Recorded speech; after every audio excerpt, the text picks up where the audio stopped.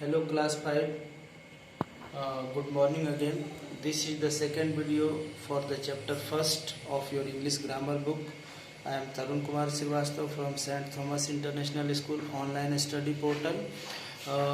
पिछली वीडियो में हमने जो फर्स्ट चैप्टर हमारा है सेंटेंस फ्रेज एंड क्लॉज उसको ठीक से समझ लेने का काम किया था।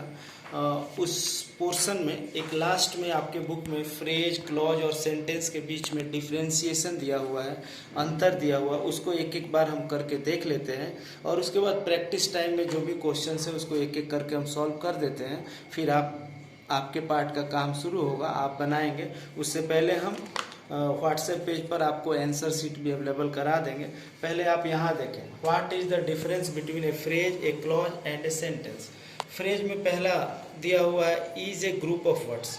हम आपको पहले वीडियो में क्या बताए थे, फ्रेज बस शब्दों का एक झुंड है जिसका कुछ अर्थ होता है, पूर्ण अर्थ नहीं होता। क्लॉज में is a group of words, ये भी शब्दों का एक समूह है जिसका फ्रेज से ज़्यादा अर्थ होता है और इसमें सब्जेक्ट और वर्ब दोनों रह सकते हैं।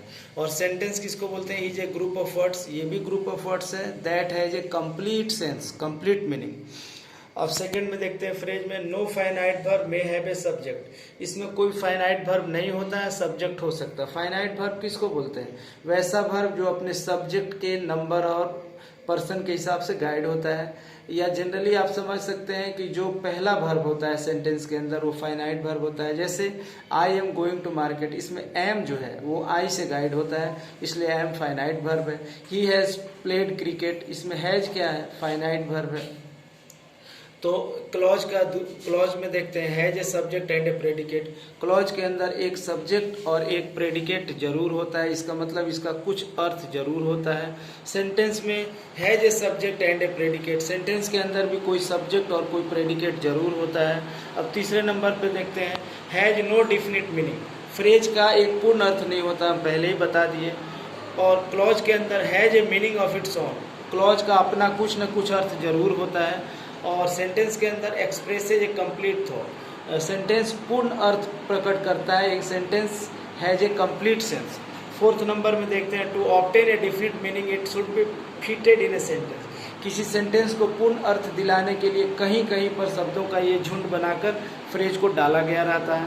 क्लॉज में forms part of a larger sentence, एक बड़े सेंटेंस को पूर्ण करने के लिए क्लॉज की जरूरत पड़ती है। इस तरह से ए phrase, A clause, a sentence के बीच में डिफ्रेंशिएशन हमने देखा। आप इसके अंतर को याद कर लेंगे। अब हम लोग चलते हैं practice time. Practice time, practice time. इसमें पहला क्वेश्चन क्या है, write S for statement, Q for question, C for command and E for exclamation. अब पहले ही हम लोग पढ़ चुके हैं स्टेटमेंट क्या है, क्वेश्चन क्या है, कमांड क्या है, एक्सक्लेमेशन क्या है। ए का फर्स्ट क्वेश्चन क्या है, most of us usually lack the important virtue of patience. Most of us usually lack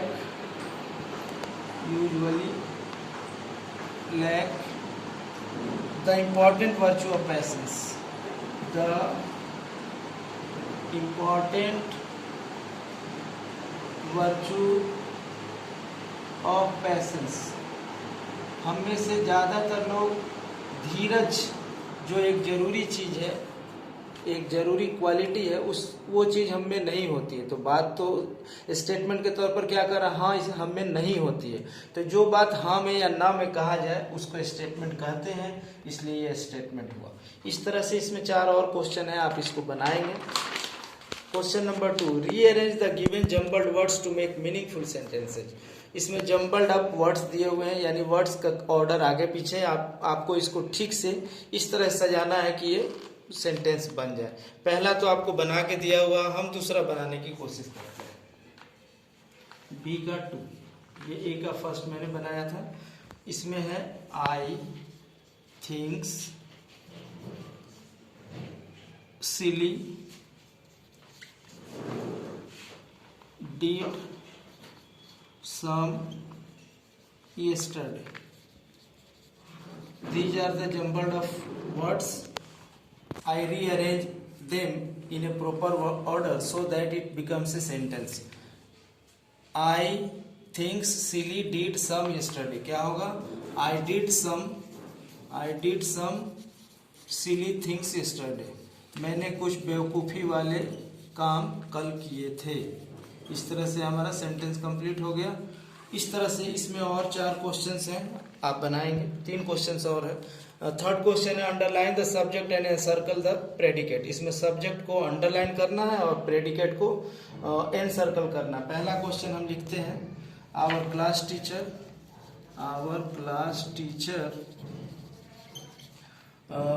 was absent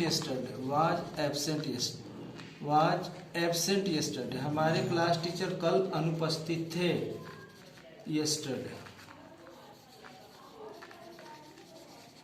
कौन अनुपस्थित थे? हमारे class teacher. These parts will be called as subject and the rest part will be called as predicate. Now we move on to section D. This is the last one. Pick out the adverb phrase in the following sentences. नीचे दिए गए जो questions हैं उसमें adverb phrase को आपको pick करना। First question is Smita ran with great speed. Smita ran with great speed, Smita बहुत तेजी से दौड़ी। हम जानते हैं कि एडवर्ब किसी वर्ब को मॉडिफाई करता है और वर्ब के बाद आता है, तो विथ ग्रेट स्पीड को ही स्पीडली बोल सकते हैं adverb. This is the adverb phrase. इस तरह से आप बाकी क्वेश्चंस को खुद बनाएंगे। Last part is fun time. Here 2 columns are given, column A and column B. You have to match correct words together to form a meaningful sentence. This part will be done by you. Remember one thing, students, if you have some queries from your side, don't hesitate it in communicating on our WhatsApp page. I will be ready there to solve your grievances, issues. Till then, take care, best of luck, study well. Thank you.